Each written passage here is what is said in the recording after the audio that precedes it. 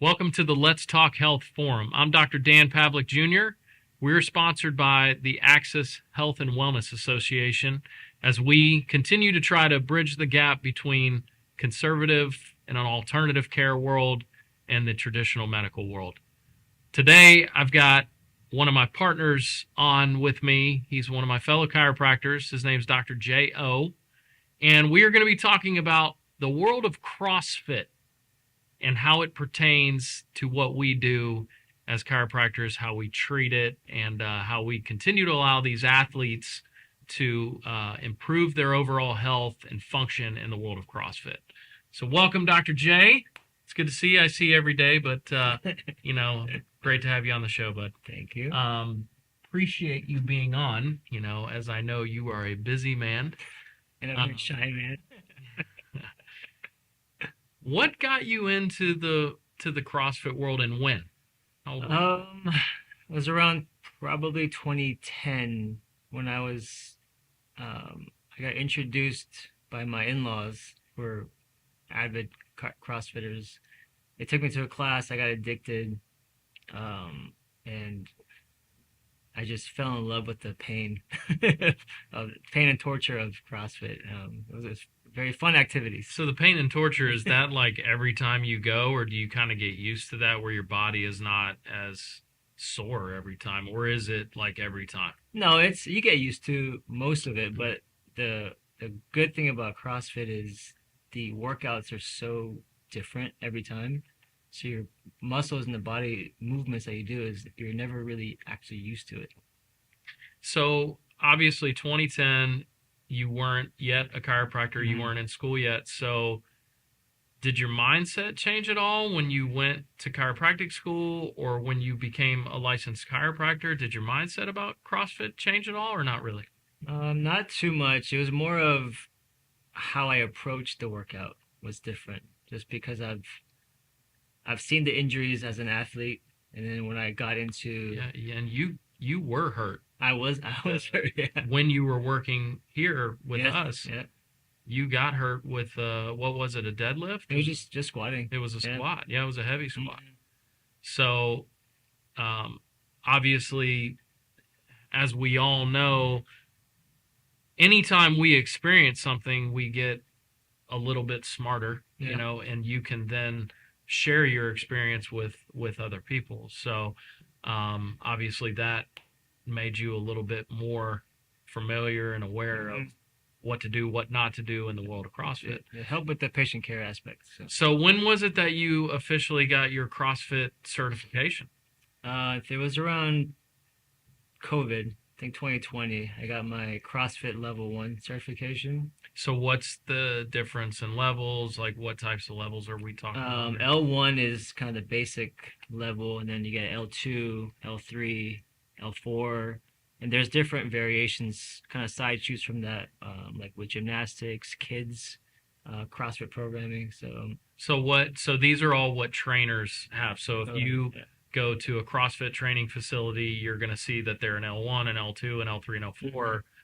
What does an L4 entail? A level 4, what does that entail? So L1 is basic, learn the foundation of movement so you can kind of see and coach the population.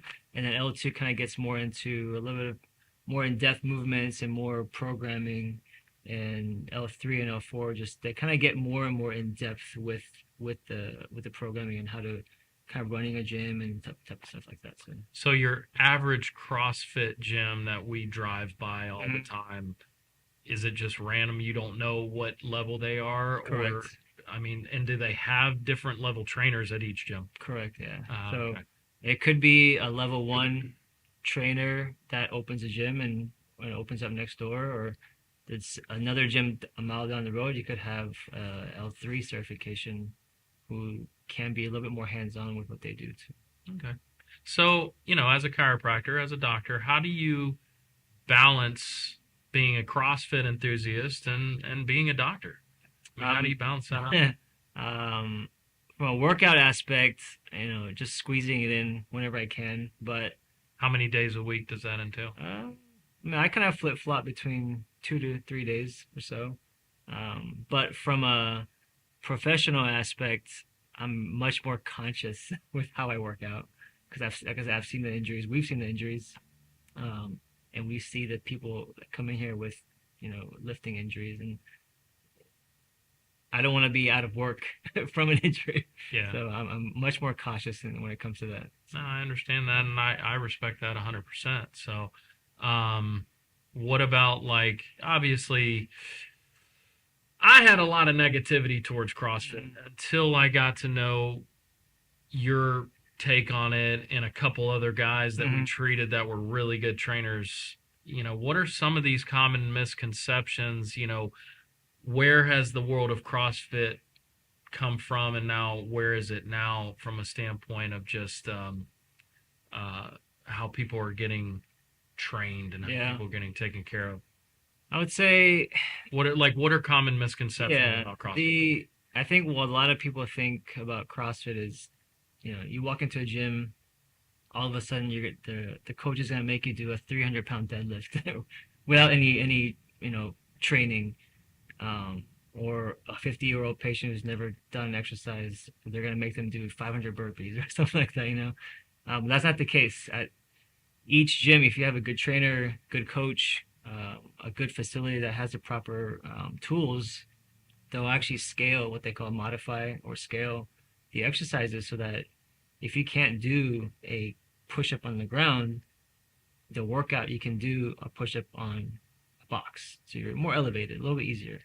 Or if you can't do a full squat to the ground, you can squat to a chair. Or there's so many different modifications you can do to help a patient that is injured or they can't move properly. And I think that we'll kind of get into a little bit later of why certain people can't do things and what they can do about that. Mm-hmm. So, So what do we, with these, misconceptions, opinions that people have about CrossFit, what do they need to look out for or watch for, be careful of when they are getting into CrossFit? mhm. Like, are there things that you can see right off the bat in the gym, or is it just once they get it, what are we looking for as somebody that doesn't necessarily understand the world of CrossFit? Especially going to a gym, and this is I think it's more of a personal thing, just because I've seen it. It's when the gyms, what they call boxes, so you'll refer to it as CrossFit box. I've seen the best and minimal injuries for these coaches that do group stretching together beforehand, as part of the class, and they do the workout and then they'll do a stretch, or, kind of a cool down after. So the gyms that do that and the coaches that are watching your every movement throughout the process instead of just, hey, workout, let me get on my phone type of thing. Mm. So I always say, if you want to get into CrossFit, just kind of check out the gym a little bit, see what the routine is. Is everyone working out and warming up on their own? Is the coach paying attention? All that kind of stuff. Yeah, like anything else, I suppose. Yeah. But yeah, and that's gotten better though as time's gone on.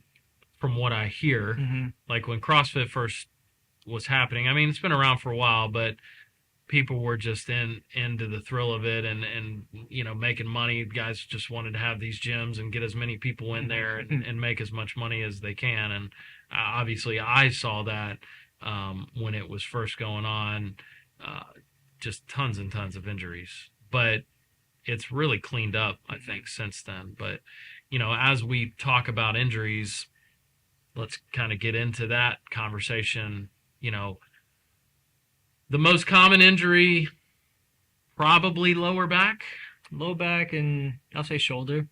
Okay. It's pretty common. So lower back, what we're seeing is like the sprain strains, which means, sprain the joint complex of the vertebrae, strain the muscle around it, and what are we doing to treat that? First of all, does the person have to stop what they're doing with CrossFit? Depending on the severity of an injury, yeah, like we, So a classic sprain yeah, strain that the person, lifted wrong or whatever and just kind of tweaked their back. hmm Um, when they come in from a treatment aspect, what are you telling them as far as what to do about CrossFit? Are we telling them to stop for a couple of weeks? Me, from my perspective, I don't tell them to stop working out. You I just tell them go scale it back down. to, yeah, scale down, go back to your exercise, but instead of going back to doing a 300-pound squat, maybe just stick with a 25-pound dumbbell, but still move through the process to get the muscles loosened up. But you don't want to completely stop and just be bedridden. Yeah. And that's Correct. one of the key Movement, things. continued Correct. movement is good because when you shut down the body to try to let it heal, Hmm. they can't necessarily get back as quickly. And when Correct. they get back, it could re-injure or re-aggravate Hmm. the problem. So that's a sprain strain, usually about 4 to 6 weeks, right? And work through it, rehab through it, and back to pretty much 100%. Hmm. Now, treatment options there, um, adjustments, spinal adjustments, soft tissue therapy. What are you doing from a soft tissue treatment? So, in our office, we do a lot of scraping, the techniques, a lot of Graston cupping, is grafting. like the classic name for it, Hmm. which is a scraping. It's called a myofascial release technique. Um, so we do a lot of that. Hmm. The You know, cupping technique, a lot of the pin and stretch methods, like active release type of approach. Those are very good to help loosen the muscles up, get some more blood flow into the area, get the tissues loosened up. okay. So then your more severe low back injuries are going to be your disc Hmm. herniations. People, squatting heavy weight, the disc compresses, um, herniates back into the spinal canal and could pinch a nerve, may not pinch the nerve, but when this happens, what are we doing? Well, we'll first get an MRI. Well, yeah, I mean, But after all that, based on the test, like you can see what's going on. You say we need to do an MRI because we're concerned about the Mhm. severity of the injury here. Shut them down, or are you still kind of letting them work through I that? would say if they can at least walk without discomfort, I have them walk and stretch, at home. Okay. But if they're at a point where they can't physically even get out of a chair properly, yes, don't don't work out. Just kind of sit there and rest and do a lot of stretching at home. But when they come into the office is when the more of the passive treatment is done, like spinal decompression. So yeah, the spinal decompression therapy is specific for these disc injuries, these disc herniations.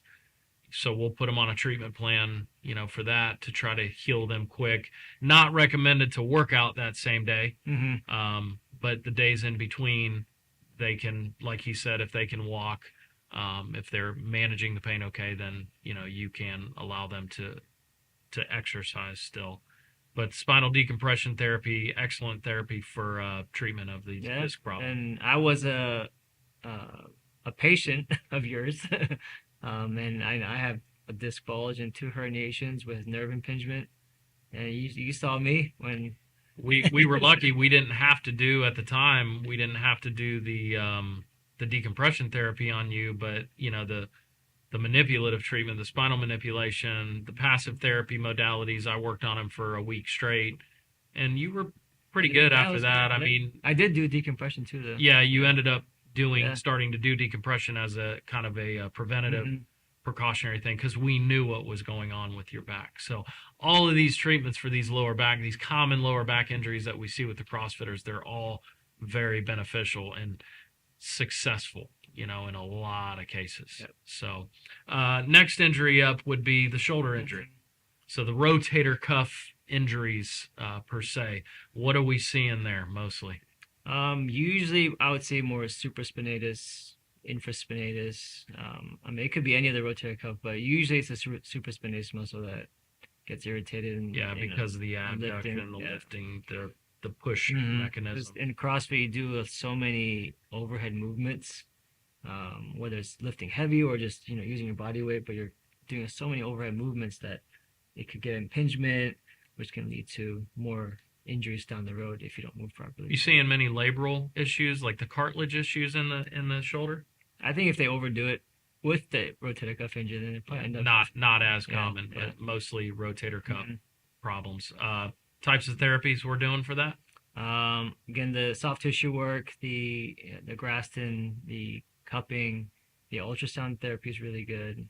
Laser treatment is Yep. really good. Ice heat at home. Hmm. Yeah. And even the PRP therapy that we have, Yeah. that's Man, that is like gold for rotator cuff injuries. Yeah, and we So, have one of those. I think it's a knee video for PRP mhm. that'll be coming up on one of the videos affiliated with our show, so people can kind of understand the world of PRP a little bit more as they watch the show.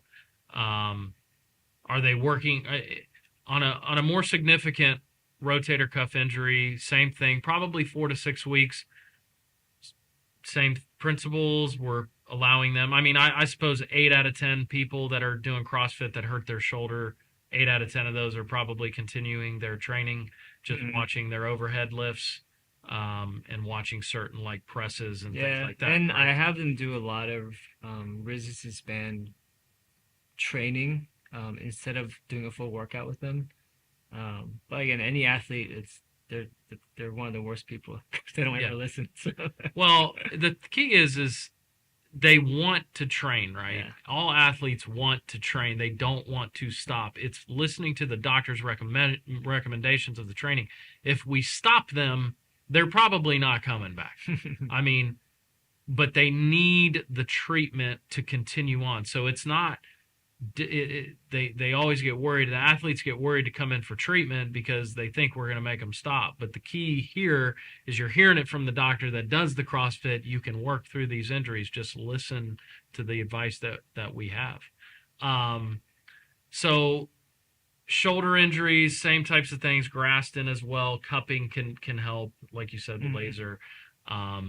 What about obviously the neck injuries affiliated with the overhead press? Are you seeing much of that, or is it more shoulder stuff? I do see a lot of neck compression. Like patients and friends will come to me and say, "Oh, I think I have a pinched nerve in my neck," because let's say did a handstand push up and kind of jammed up their neck.